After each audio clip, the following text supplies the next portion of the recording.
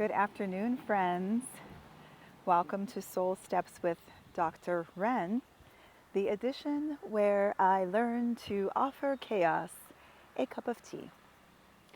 So I have been dealing with a number of unexpected, unwelcome challenges in life, to include vehicles not doing what they're supposed to do, incurring additional expenses due to decisions that have been made by others, gas leaks in investment properties that were incidental findings,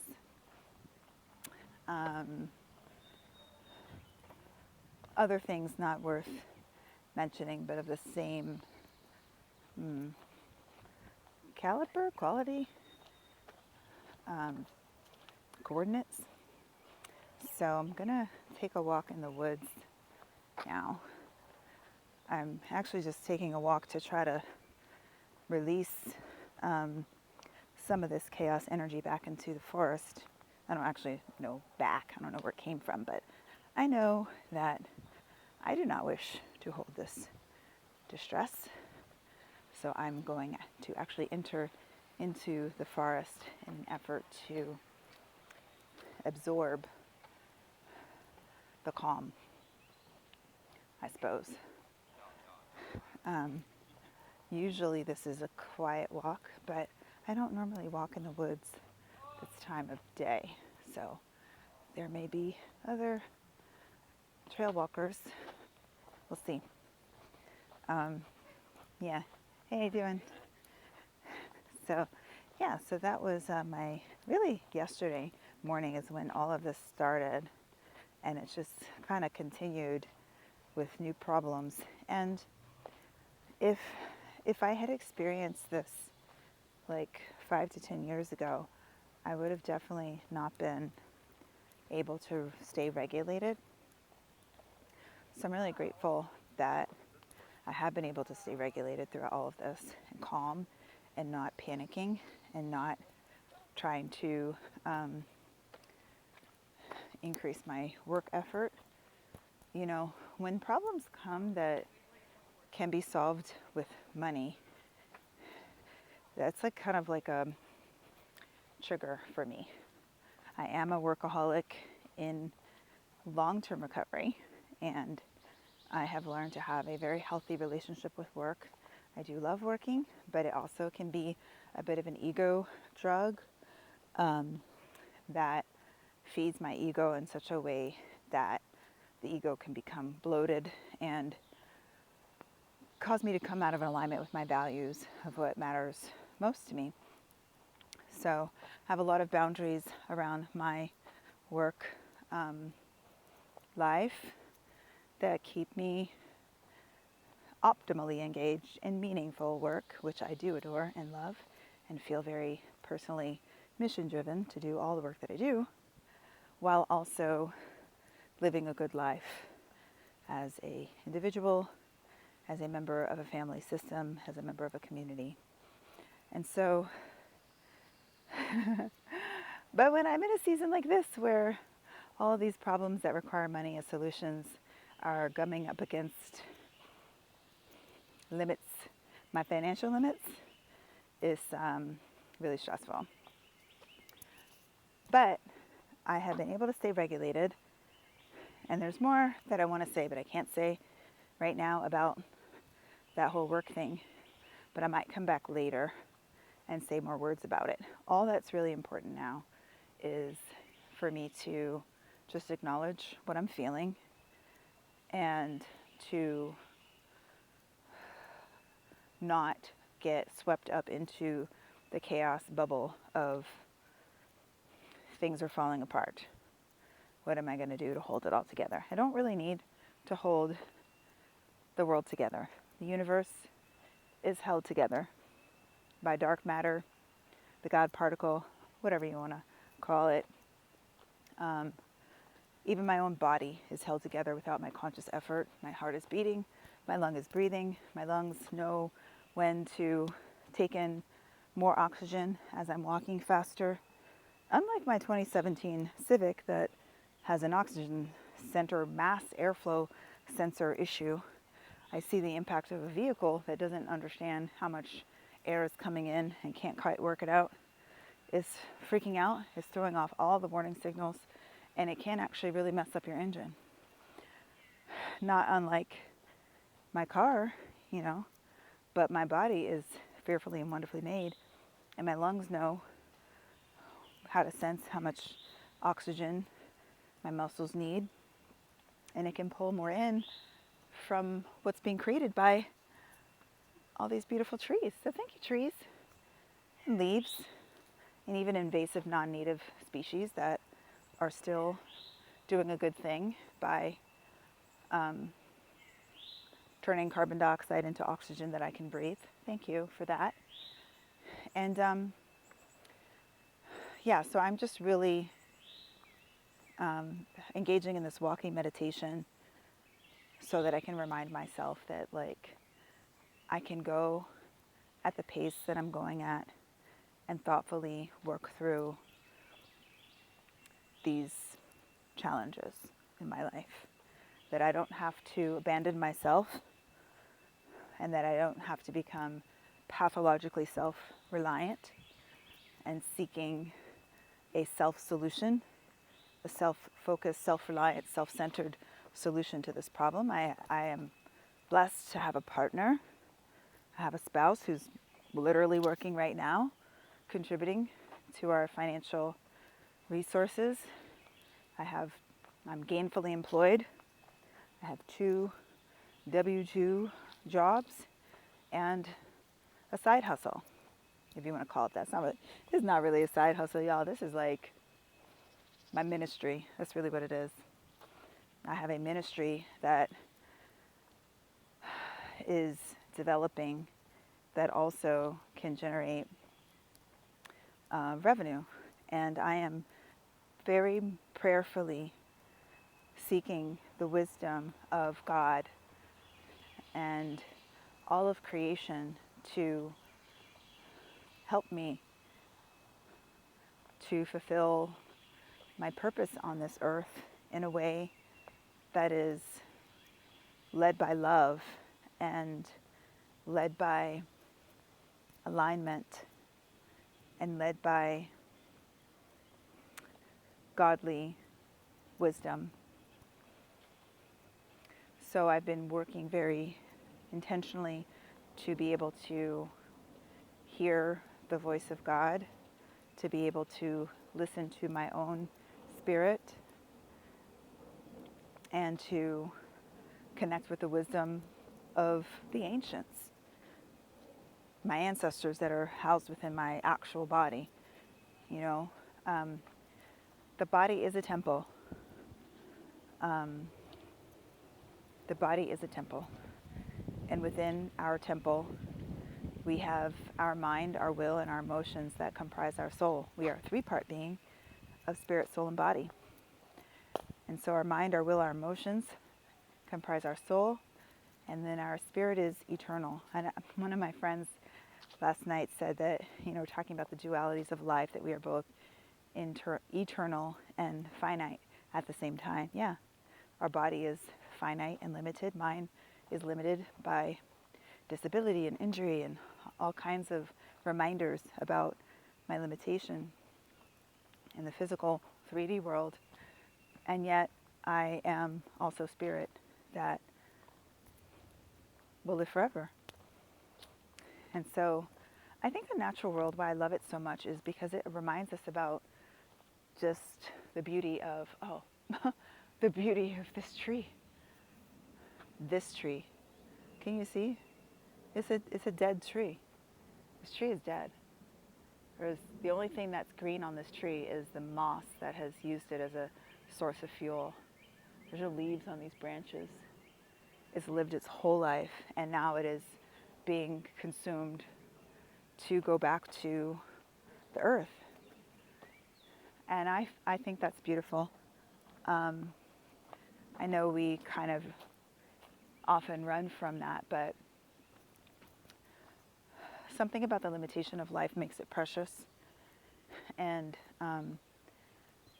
it's one thing that I think that people that do not believe in an eternal God have an increased opportunity, perhaps, to be thinking about how to make the most out of our one wild and precious life. So you can learn from everything and everyone. And so I know a personal God. I believe in a personal God. I believe in the person of Jesus and that whole storyline. That's my personal belief system. But that doesn't mean that I'm not incapable of recognizing wisdom where it exists from whatever source that it comes from. So I already feel better. This was a very good decision. I'm planning to finish this walk and then take a shower and, ooh, what a pretty cardinal. Hello, red bird. And then go drive out to see my son play basketball. My 16-year-old son. I have 2 basketball players now. And so, I might take some time. I think his game doesn't start until 4, so I could leave a little later. And I think I will go ahead and engage in some more contemplation once I get home. This is like my walking meditation. It's how I get everything to slow itself down and get out like the agitation of what I've had to like take in. So I'm releasing that as I'm walking and talking to you. But then like once I'm done with all that, I'll be physically tired, and then my body will be more able to engage in contemplation and contemplative prayer. So yeah, I think I'm going to do that. Find a spot of shade and take my shoes and socks off, and maybe before I take a shower, I'll do that. Read a little bit about the book that I'm just started about contemplation, and then, engage in some contemplative prayer before moving on with my day. And yeah, I am a bit rambly. I'm a bit rambly, but that's only because I started out this walk pretty agitated. Oh, this is the fun little river crossing area. Hasn't been that much rain, so it's actually a pretty low water level to cross. Ooh, but still squishy. Let's see if you can see this pretty little river.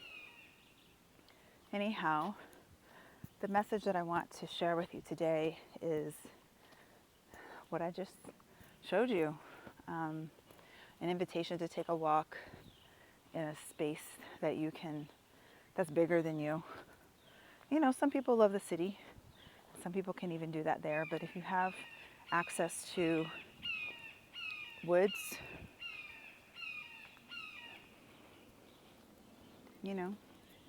just take a little walk in the woods. And whatever it is that you bring to the woods, whatever worries or fears. Oh, what a beautiful butterfly. That's a dragonfly? I don't know what that is. It's got black wings with like blue iridescent. I don't really think it's a dragonfly. Anyhow, whatever it is that you are bringing, whatever burdens that you're carrying, you can kind of like get a good perspective. So for me, it was getting out of a man-made world and getting back into the natural world and reminding myself about the world being bigger than I am and God being bigger than I am and way more capable, and the universe also working in alignment with me, that I'm not the only being that is existing, and that I'm doing things in collaboration with other sacred things. And you know what? I'm going to take this fallen tree as a sign that I'm going to go a different way. I mean, I could climb that tree. I have before, and it leads to another route. But I went left at a fork in the road. I could have gone right. Have a little less obstacles. But anyhow, that is my Well, I kind of took you on a walk with me in the woods, and it's been 15 minutes. So that's a good amount of time for the soul steps. And yeah, I do feel better. And I hope that this is a good invitation for you, because there's a lot going on in our world today, and we're not really meant to go through these things alone. It's just not good for us to be alone, and we need each other. We need community. And so I went to this Bible study this morning, and one of my classmates said that I'm one of his best friends because, I share a lot of my life, a lot of the high and low points, the most salient points on my private social media page. And and if you do follow me there, then you will know quite a bit about me and what I'm thinking about, what I'm struggling with, my triumphs. Oh, I really want you to see this dragonfly. I can't, it's so bright. Can you see him? I hope that you could. I really wanted to share him with you, but it's hard to do with a reverse camera. But man, you are beautiful. I think you are a dragonfly. I mean, the tail, is that a tail? It's like iridescent blue, and the wings are translucent and black. Most beautiful creature. I'm gonna look it up, find out what it is. And okay, this crossing is harder going back. Super cool. Anyway, as you can tell, I'm easily distracted by nature in the best of ways. But that's my point about that comment was to say that you can create community in a lot of different ways. I also think it's a testament to the fact that technology is neither good nor bad. It really just depends on how you use it. And I'm choosing to use technology to share myself with others. And in this space, my Soul Steps page, it's a public page. So even people that I have blocked on socials, people that I don't know who maybe would misinterpret me or characterize words that I say here, or try to, find out who I am by overanalyzing what's here. Like I have no concern with how I am understood. I'm just offering myself in these small ways here. It's just a offering of myself. I'm just presenting myself however it is that I am on that day, and I'm trusting that maybe some good will come of it, and maybe someone will be encouraged. Maybe someone will feel less alone, especially as I share my frustrations and struggles. I am very financially blessed, but there's a lot of people that, are managing a whole lot more financial stress than what I'm carrying. And so I think knowing that I can experience this state of stress and what that looks like, maybe somebody else, I don't know, might help put their situation in perspective. I'm not sure. I really don't worry too much about the outcome, because that's not what I was really called to do. I was called to simply share, have an open book way of living. That's what the Holy Spirit invited me to do, and it's what I've been doing for several years now. So yeah, this was a great walk. I'm so thankful to my neighbors who cultivated this park. I don't know who she collaborates with, but Kristen is the one that I post all the time about it in our neighborhood page. And I've been back here before everything was cultivated, and it's way more enjoyable. And I think about my own backyard and how I'd love to be able to cultivate an opportunity to get, be in my woodland area. which is now a bit wild and kind of treacherous. But you know, maybe one day I'll be able to cultivate those woods, and have a little place to sit.